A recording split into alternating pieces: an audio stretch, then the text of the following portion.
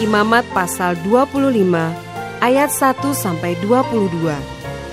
Tahun Sabat dan Tahun Yobel. Tuhan berfirman kepada Musa di Gunung Sinai, "Berbicaralah kepada orang Israel dan katakan kepada mereka, apabila kamu telah masuk ke negeri yang akan kuberikan kepadamu, maka tanah itu harus mendapat perhentian sebagai sabat bagi Tuhan. 6 tahun lamanya engkau harus menaburi ladangmu, dan 6 tahun lamanya engkau harus merantingi kebun anggurmu dan mengumpulkan hasil tanah itu. Tetapi pada tahun yang ke-7, haruslah ada bagi tanah itu suatu sabat, masa perhentian penuh, suatu sabat bagi Tuhan. Ladangmu janganlah kau taburi, dan kebun anggurmu janganlah kau rantingi. Dan apa yang tumbuh sendiri dari penuaianmu itu, janganlah kau tuai, dan buah anggur dari pokok anggurmu yang tidak dirantingi, janganlah kau petik. Tahun itu harus menjadi tahun perhentian penuh bagi tanah itu. Hasil tanah selama sabat itu haruslah menjadi makanan bagimu, yakni bagimu sendiri, bagi budakmu laki-laki, bagi budakmu perempuan, bagi orang upahan dan bagi orang asing di antaramu, yang semuanya tinggal padamu. Juga bagi ternakmu, dan bagi binatang liar yang ada di tanahmu. Segala hasil tanah itu menjadi makanannya. Selanjutnya engkau harus menghitung 7 tahun sabat, yakni 7 kali 7 tahun, sehingga masa 7 tahun sabat itu sama dengan 49 tahun. Lalu engkau harus memperdengarkan bunyi sangkakala di mana-mana dalam bulan yang ke-7 pada tanggal 10 bulan itu. Pada hari raya pendamaian, kamu harus memperdengarkan bunyi sangkakala itu di mana-mana di seluruh negerimu. Kamu harus menguduskan tahun yang ke-50 dan memaklumkan kebebasan di negeri itu bagi segenap penduduknya. Itu harus menjadi tahun Yobel bagimu, dan kamu harus masing-masing pulang ke tanah miliknya dan kepada kaumnya. Tahun yang ke-50 itu harus menjadi tahun Yobel bagimu. Jangan kamu menabur, dan apa yang tumbuh sendiri dalam tahun itu, jangan kamu tuai, dan pokok anggur yang tidak dirantingi, jangan kamu petik buahnya, karena tahun itu adalah tahun Yobel. Haruslah itu kudus bagimu. Hasil tahun itu yang hendak kamu makan harus diambil dari ladang. Dalam tahun Yobel itu, kamu harus masing-masing pulang ke tanah miliknya. Apabila kamu menjual sesuatu kepada sesamamu atau membeli daripadanya, janganlah kamu merugikan satu sama lain. Apabila engkau membeli dari sesamamu, haruslah menurut jumlah tahun sesudah tahun Yobel. Dan apabila ia menjual kepadamu, haruslah menurut jumlah tahun panen. Makin besar jumlah tahun itu, makin besarlah pembeliannya. Dan makin kecil jumlah tahun itu, makin kecillah pembeliannya. Karena jumlah panenlah yang dijualnya kepadamu.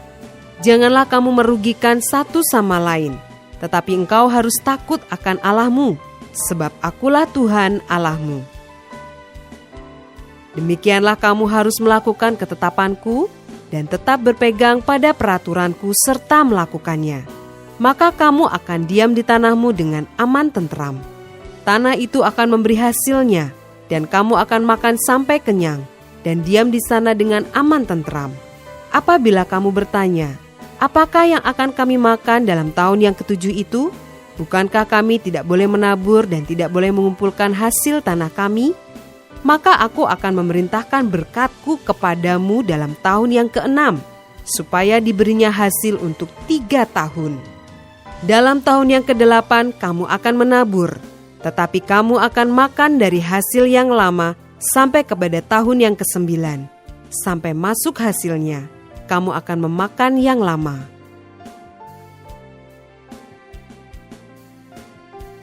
Ayat 23-28. Penebusan tanah. Tanah jangan dijual mutlak, karena akulah pemilik tanah itu, sedang kamu adalah orang asing dan pendatang bagiku. Di seluruh tanah milikmu, haruslah kamu memberi hak menebus tanah. Apabila saudaramu jatuh miskin, sehingga harus menjual sebagian dari miliknya, maka seorang kaumnya yang berhak menebus, yakni kaumnya yang terdekat, harus datang dan menebus yang telah dijual saudaranya itu. Apabila seseorang tidak mempunyai penebus, tetapi kemudian ia mampu, sehingga didapatnya yang perlu untuk menebus miliknya itu, maka ia harus memasukkan tahun-tahun sesudah penjualannya itu dalam perhitungan, dan kelebihannya haruslah dikembalikannya kepada orang yang membeli daripadanya, supaya ia boleh pulang ke tanah miliknya. Tetapi jikalau ia tidak mampu untuk mengembalikannya kepadanya, maka yang telah dijualnya itu tetap di tangan orang yang membelinya sampai kepada tahun Yobel. Dalam tahun Yobel, tanah itu akan bebas, dan orang itu boleh pulang ke tanah miliknya.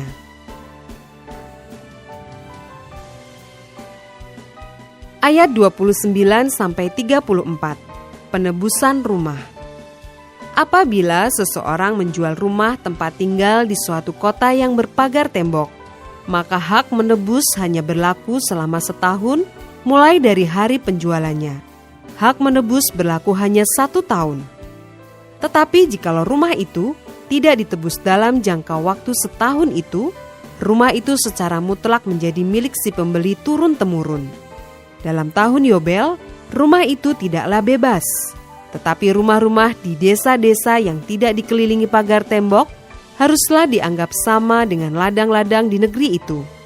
Atasnya harus ada hak menebus, dan dalam tahun Yobel, rumah itu harus bebas.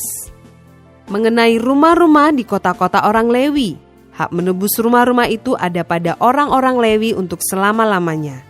Sekalipun dari antara orang Lewi yang melakukan penebusan, tetapi rumah yang terjual di kota miliknya itu haruslah bebas dalam tahun Yobel, karena segala rumah di kota-kota orang Lewi adalah milik mereka masing-masing di tengah-tengah orang Israel. Dan padang penggembalaan sekitar kota-kota mereka janganlah dijual, karena itu milik mereka untuk selama-lamanya.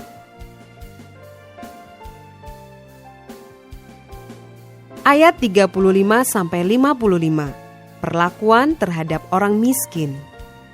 Apabila saudaramu jatuh miskin, sehingga tidak sanggup bertahan di antaramu, maka engkau harus menyokong dia sebagai orang asing dan pendatang, supaya ia dapat hidup di antaramu. Janganlah engkau mengambil bunga uang atau riba daripadanya, melainkan engkau harus takut akan Allahmu, supaya saudaramu dapat hidup di antaramu. Janganlah engkau memberi uangmu kepadanya dengan meminta bunga. Juga makananmu janganlah kau berikan dengan meminta riba.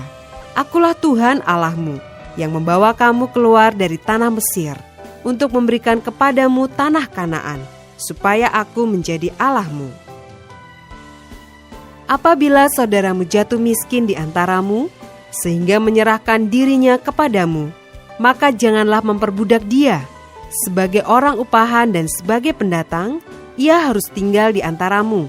Sampai kepada tahun Yobel, ia harus bekerja padamu. Kemudian ia harus diizinkan keluar daripadamu.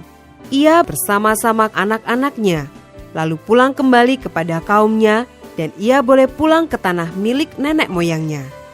Karena mereka itu hamba-hambaku yang kubawa keluar dari tanah Mesir. Janganlah mereka itu dijual secara orang menjual budak. Janganlah engkau memerintah dia dengan kejam, melainkan engkau harus takut akan Allahmu.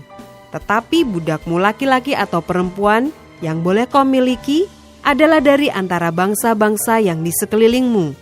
Hanya dari antara merekalah kamu boleh membeli budak laki-laki dan perempuan. Juga dari antara anak-anak pendatang yang tinggal di antaramu, boleh kamu membelinya. Dan dari antara kaum mereka yang tinggal di antaramu, yang dilahirkan di negerimu, orang-orang itu boleh menjadi milikmu.